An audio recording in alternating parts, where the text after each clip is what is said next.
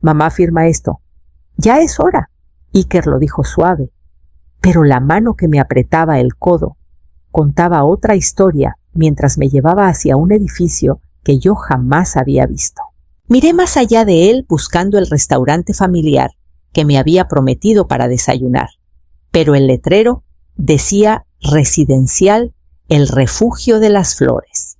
Una silla de ruedas esperaba junto a la entrada, apuntando directo hacia mí, como si alguien supiera que yo iba a llegar. Me detuve en seco. Iker, ¿qué es esto? No contestó. En vez de eso, sacó un portapapeles de su chamarra y me lo puso en las manos antes de que pudiera dar un paso atrás. Su esposa estaba en el coche con los lentes oscuros puestos clavada en el celular sin moverse. Ni un saludo, ni una mirada. Una enfermera abrió la puerta antes de que llegáramos. Doña Renata Itzel. La estábamos esperando. Mi nombre, impreso, listo. Adentro sobre el mostrador había una carpeta abierta con mi foto grapada arriba. ¿De dónde habían sacado esa foto? ¿Cuándo pensé que íbamos a desayunar? Murmuré, pero mi voz salió chiquita, como si fuera de otra persona. Mamá, dijo Iker, bajando la voz como cuando uno quiere sonar paciente. Esto es lo más seguro para todos. Has estado batallando. Nomás firmemos y listo. Batallando. La palabra dolió como chile en la herida. Me dio un bolígrafo, como si ya lo hubiéramos ensayado. Yo no había aceptado nada, pero todas las líneas para firmar ya estaban marcadas en amarillo fluorescente. La recepcionista señaló con la uña pintada. Solo necesitamos su visto bueno. Aquí, aquí y aquí. Lo demás ya está. Arriba en letras gruesas, la residente no puede manejar una vida independiente. Se me cerró la garganta. Ayer mismo había manejado al mercado. La semana pasada podé el seto. Llevaba 15 años viviendo sola y tranquila. Iker, susurré. ¿Quién escribió esto? No me miró a los ojos. Es puro trámite. Pero los trámites no se llenan solos con anticipación, a menos que alguien lo haya planeado días o semanas antes. Alguien había hablado de mí, había decidido por mí, había dado pasos a mis espaldas. El bolígrafo me temblaba en la mano mientras la recepcionista esperaba. Afuera, la esposa de Iker puso el coche en neutral, pero ni se bajó. No era parte de este momento. No tenía que serlo. Esto ya estaba decidido sin mí. Dejé el bolígrafo sobre la mesa. Y cuando la recepcionista se fue un segundo a buscar otro papel, por fin lo entendí simple y devastador. No era un desayuno, era internamiento. Y cuando Iker dio un paso hacia el mostrador, supe que esto era solo el principio de lo que él ya había puesto en marcha. La enfermera caminaba adelante sus zapatos, haciendo ruido suave contra el piso de linóleo mientras me llevaba por un pasillo largo que olía a desinfectante y a algo más viejo, algo cansado. Nos detuvimos a la mitad. Empujó la puerta con la cadera. Este será su cuarto, doña Renata. 2 camas angostas, una frente a la otra, con cobijas beige tan estiradas que parecían nuevas de paquete. La ventana daba al estacionamiento donde el coche de Iker se quedó un rato encendido antes de que él se subiera. No levantó la vista. No saludó. Solo gritó, «Te llamo más tarde», y el coche retrocedió y se perdió. La enfermera me dio una torrecita de toallas dobladas y se fue dejándome en el silencio. El cuarto zumbaba bajito, con la luz del techo, un ruido constante como una advertencia que todavía no sabía descifrar. Me senté en el borde de la cama vacía y puse mi bolsa al lado. No había mucho que desempacar. Iker había dicho que solo trajera lo necesario, y al parecer eso no incluía mi costurero, mis recetarios de cocina, ni la colcha que tenía a los pies de la cama desde hacía casi 30 años. Solo ropa de cambio, cepillo de dientes y una foto enmarcada de mi hermana Citlali. Cuando cayó la tarde, voces se colaron por el pasillo. 2 del personal estaban cerca de mi puerta. Su hijo dijo que le limiten las llamadas salientes, susurró una. Para que no se confunda, agregó la otra como repitiendo sus palabras. Se me apretó el pecho. Esto no era preocupación, no era temporal. Iker no me había traído aquí para ayudarme, me estaba aislando. Más tarde, al pasar por la entrada hacia el salón común, vi a un señor sentado junto a las puertas de vidrio. Su chamarra doblada en el regazo, miraba fijo al camino de entrada, como esperando que alguien conocido entrara corriendo. Una enfermera le ajustó el termostato y le habló bajito. Él espera todas las tardes, me dijo. Su hijo le prometió que volvería pronto. El señor ni parpadeó. Volví a mi cuarto y acomodé mis pocas cosas en el buró. Pasé el dedo por el borde del portarretrato, no para enderezarlo, sino para sostenerme. El coraje de la mañana se iba asentando en algo más firme, algo con forma de entendimiento. Iker había elegido una vida para mí sin preguntarme, y mientras me recostaba en esa cama angosta, mirando el zumbido suave del techo, empecé a preguntarme qué decisiones todavía me pertenecían, y eso me llevó al día siguiente con una resolución callada pero fuerte. A la mañana siguiente entró una enfermera con una charola de medicinas. Se movía rápido, tarareando bajito, y dejó mi expediente sobre el mostrador mientras revisaba etiquetas de frasquitos ámbar. Cuando salió un momento a buscar algo que olvidó la carpeta, se abrió un poquito lo suficiente para que asomara la esquina de un logo bancario. No quise mirar. De verdad no, pero la hoja estaba ahí, expuesta, casi como esperando mis ojos. Mi nombre arriba y luego una lista de movimientos que reconocí al instante. Retiros de mis ahorros, la cuenta que había cuidado por años, la que Iker supuestamente no conocía. Y al final, resaltado el pago al residencial El Refugio de las Flores.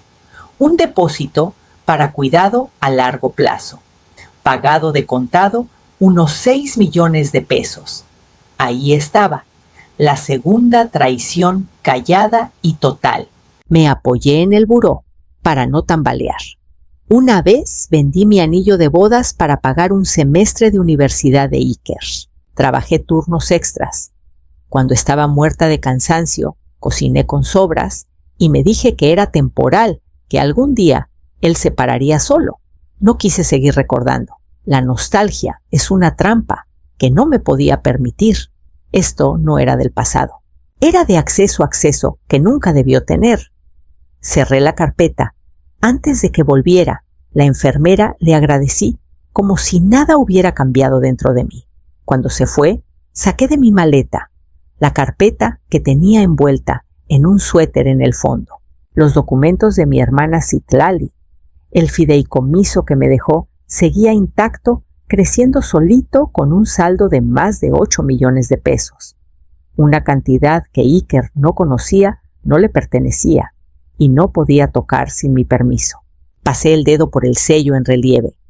Tanta parte de mi vida se la había dado a Iker, esfuerzo, tiempo, sacrificios, que nunca entendería del todo, pero esto no. Esto era mío, guardado para un futuro que todavía no imaginaba. El cuarto se sintió distinto cuando volví a guardar los papeles. Las paredes beige seguían iguales, el zumbido de la luz también, pero algo en mí se había afilado. Iker creía que había vaciado mi vida hasta lo que él podía controlar.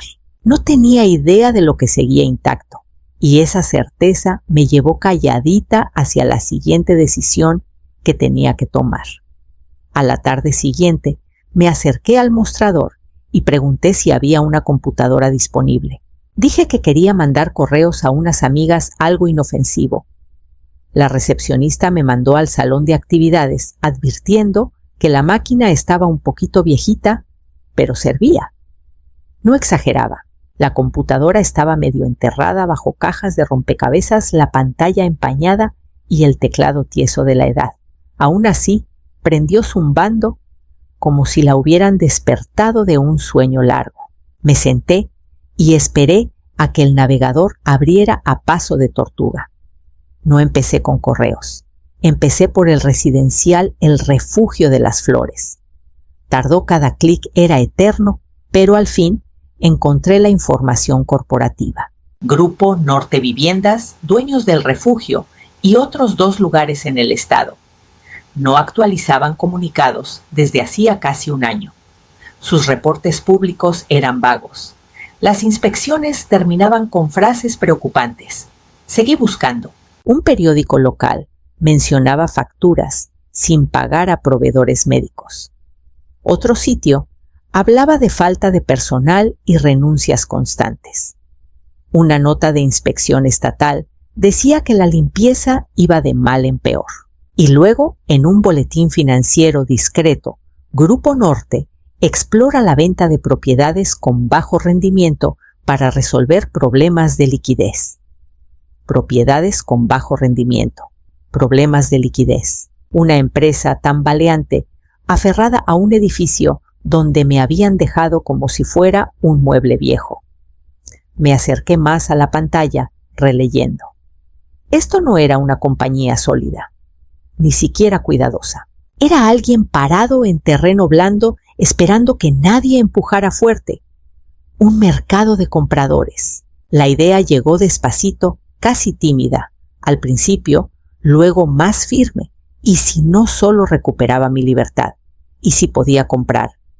Si ellos necesitaban efectivo y yo tenía recursos que no sabían que existían, la balanza podía inclinarse de un modo que nunca habían imaginado. Me recargué en la silla viendo el cursor parpadear.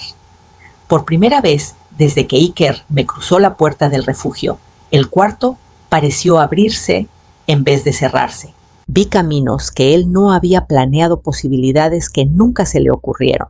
El lugar que se había vuelto mi jaula podía convertirse en otra cosa por completo, y esa idea me siguió calladita cuando apagué la computadora y volví a mi cuarto ya pensando en el siguiente paso. 2 días después, pedí a la recepcionista que me agendara transporte para una cita médica en la ciudad. Nadie preguntó nada. Los residentes salían por chequeos todo el tiempo y aprendí rápido que un tono tranquilo y firme abre más puertas que excusas. El chofer me dejó frente a un edificio de ladrillo con un despacho de abogados pequeño, pero de buena fama. Entré, di mi nombre y seguí a un joven asociado por un pasillo con diplomas enmarcados. En la sala de juntas me esperaba un señor de unos 50. Doña Renata, soy Adrián Wells. Entiendo que busca una estructura financiera discreta. Me senté frente a él, manos cruzadas. Necesito un fideicomiso, dije uno con suficientes capas para que nadie rastree las compras hasta mí y que pueda adquirir bienes raíces. No se inmutó. Los vehículos de privacidad son comunes, aunque el nivel que pide requiere varios niveles. Fundaciones, empresas, fantasma, gerentes nominados. Todo legal, todo blindado. Mientras dibujaba un esquema en una hoja, se armó la estructura, un fideicomiso exterior, 2 empresas debajo y un brazo comprador que firmaría por los activos. Mi nombre no aparecería en ningún lado. ¿Y qué propiedad va a adquirir esta entidad?, preguntó. El residencial El Refugio de las Flores, dije. Todo. Hizo una pausa, luego asintió una vez. Podemos preparar una oferta. Su liquidez será la base y el fideicomiso puede usar líneas de crédito si hace falta más. Firmé los papeles preliminares, sintiendo el peso de cada rúbrica. Estas eran decisiones mías, no impuestas. Cuando el chofer me devolvió al refugio esa tarde, el contraste pegó duro. Una luz de llamada parpadeaba sin respuesta al final del pasillo.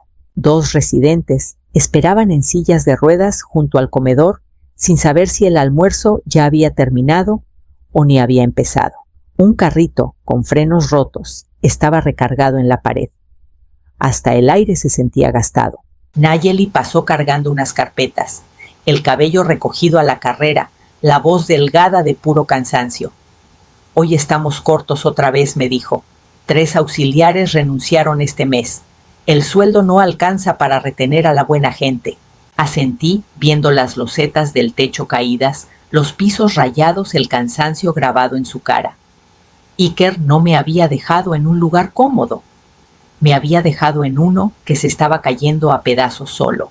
Y mientras caminaba de regreso a mi cuarto, con los documentos de la oferta bien guardados en la bolsa, sentí que la nueva propiedad no solo era posible, era necesaria. Y el siguiente paso ya me estaba esperando. La oferta salió un lunes por la mañana. Para el jueves siguiente, los abogados llamaron. Grupo Norte había aceptado sin pedir ni un cambio. Su prisa me dijo todo sobre su situación financiera. Al final de la segunda semana, el fideicomiso en Capas Callado sin nombre, imposible de rastrear, era dueño oficial del residencial El Refugio de las Flores. La confirmación final llegó en un sobre delgado que dejaron en recepción. La recepcionista me lo dio sin pensarlo 2 veces, creyendo que era otro formulario o un folleto viejo. Lo metí al bolsillo y caminé por el pasillo, sintiendo el peso del papel como una piedra en la palma. No festejé, solo me permití una respiración honda segura. Esa noche redacté mi primera modificación administrativa. Familias que visitaran menos de 2 veces por semana tendrían horario restringido solo los domingos por la tarde. Una regla pensada para fomentar constancia o para mostrar quién no la tenía. El administrador la aplicó sin dudar, sin saber quién movía los hilos. Las cartas salieron a la mañana siguiente.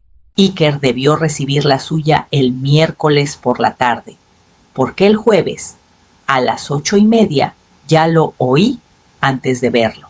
Sus pasos eran rápidos y duros de hombre que espera que todos lo escuchen enojado. Apareció en la puerta del salón común, agitando la carta como si fuera prueba de un delito. «Mamá, ¿qué es esto?», exigió, empujándome la carta. «¿Me están restringiendo las visitas? Yo vengo seguido». Crucé las manos en el regazo, cara neutra. «No sé», dije suavecito. «Debe ser política nueva». «Es ridículo», gruñó mirando el pasillo en busca de personal. «Voy a hablar con el administrador. No pueden hacer esto nomás».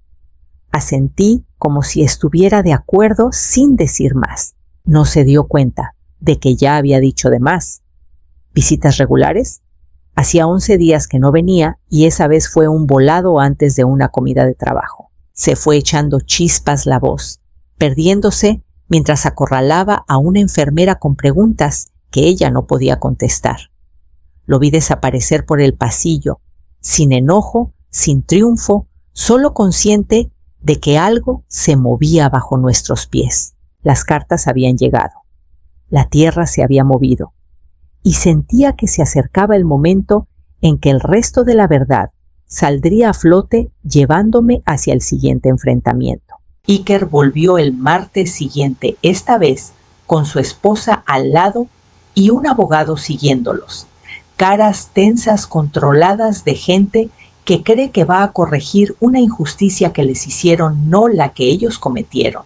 Me quedé en los pasillos más tranquilos, dejando que las sombras del edificio me llevaran mientras ellos exigían una junta con administración. Desde mi cuarto oía pedazos de conversación, justificación de la política, derechos de acceso malentendido. Sus voces chocaban contra las paredes neutras, pidiendo explicaciones que nadie ahí podía dar. Querían a quién culpar y creían que era un administrador mal pagado que solo seguía órdenes. La curiosidad me llevó más lejos por el pasillo. Caminé despacio, sin que me vieran, hasta la esquina justo fuera de la sala de juntas. La puerta estaba entreabierta. Adentro, el abogado se inclinaba pidiendo todos los memos internos de la nueva política de visitas. El administrador dudó antes de juntar unos papeles. Al ponerlos en la mesa, la hoja de arriba se movió lo justo para que se levantara una esquina. Lo vi mis iniciales estilizadas, las que usaba hace décadas, en cada documento de negocios, las que nunca pensé que volverían a aparecer aquí. Iker también notó algo. Entrecerró los ojos y se acercó más los dedos, extendiéndose hacia el memo como jalados por un instinto que no podía explicar. Se me hizo un nudo en el pecho. Si sacaba esa hoja, vería la firma, que no había visto desde que era adolescente, y pagábamos cuentas juntos en la mesa de la cocina. Entonces, como un milagrito, una enfermera entró con una charola de café. «Perdón por interrumpir», dijo poniendo la charola justo encima de los papeles.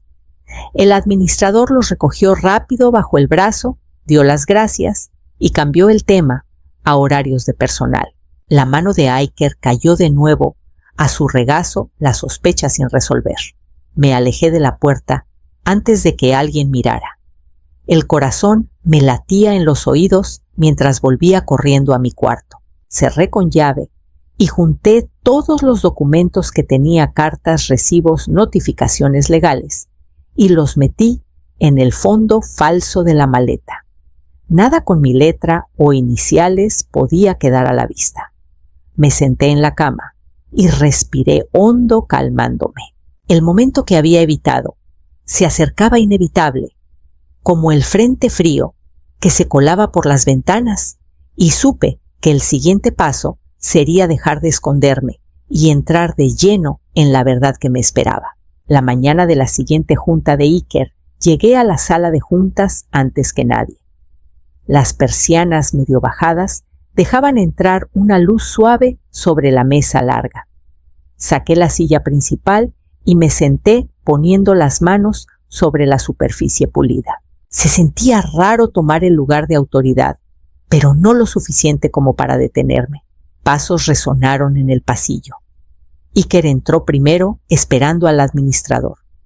Al verme, se congeló en la puerta. «Mamá, ¿qué haces aquí?». No respondí de inmediato. Saqué de mi carpeta de piel una pila limpia de papeles y la puse en el centro de la mesa. La escritura, el contrato de venta, prueba de todo lo que no había imaginado. Se acercó la confusión cada vez más profunda. «¿Qué es esto?», léelo, dije. Tomó la hoja de arriba y la leyó rápido, casi despectivo, hasta que llegó a la línea con la firma del fideicomiso. Los ojos se le frenaron. Luego pasó a la última página. Mis iniciales estilizadas, las que conocía tan bien como las suyas. Se le fue el color de la cara. «¿Tú compraste este lugar?». «Sí», dije. «Hace un mes». Se dejó caer en la silla frente a mí, agarrando el borde de la mesa. «¿Por qué? ¿Por qué harías algo así? ¿Porque necesitaba volver a tener control de mi vida?», respondí. «Y porque este lugar necesitaba a alguien dispuesto a arreglar lo que se estaba cayendo». Sacudió la cabeza todavía aturdido. «¿Y esta política de visitas? ¿Esa regla ridícula de venir 2 veces por semana? ¿Fuiste tú?». «No era castigo», dije. «Era para alinear. Las familias que visitan poco reciben acceso acorde. La constancia importa». «Entonces me apuntaste a mí. Las reglas son para todos». Por un rato largo, lo único que se oía fue el pitido lejano de una luz de llamada. Miró el contrato, la mandíbula tensa, el enojo y la incredulidad peleando en su cara. Luego empujó la silla hacia atrás de golpe, las patas raspando el piso. «No lo puedo creer», murmuró poniéndose de pie. No me miró otra vez. Solo salió cerrando la puerta más fuerte de lo que quería. Me quedé sentada, los dedos descansando ligeros sobre el contrato. Su ausencia se quedó en el cuarto, pero ya no pesaba. Se sentía como un espacio que se abría llevándome hacia lo que viniera después. La propiedad cambió más callada de lo que esperaba. No hubo anuncio ni cambio dramático, solo decisiones que empezaron a transformar el edificio desde adentro. Primero llegó el piso nuevo, reemplazando las losetas torcidas que se habían levantado por años. Luego la iluminación, focos suaves y cálidos que suavizaron los pasillos largos y borraron ese brillo frío que hacía que las tardes se sintieran eternas. Aprobé sueldos más dignos para auxiliares y enfermeras, y en una semana Nayeli me contó que 2 excompañeras ya habían pedido volver. Mejoraron los ratios de personal. Las luces de llamada se contestaban rápido. Residentes que antes se quedaban callados junto a las ventanas, ahora se juntaban en el salón común, atraídos por voces en vez de soledad. Trabajé con Nayeli para armar un programita de huerto atrás del comedor. Macetas altas fáciles de alcanzar. Tierra fresca que olía a esperanza. El primer día que lo abrimos, una señora que no hablaba más alto que un susurro colocó una plantita de jitomate y le sonrió como saludando a una amiga vieja. El ambiente pasó de resignación a vida y sentía que el edificio volvía a respirar.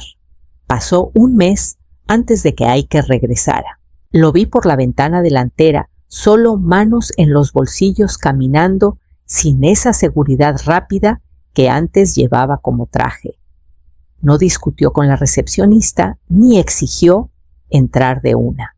Solo preguntó si podía hablar conmigo.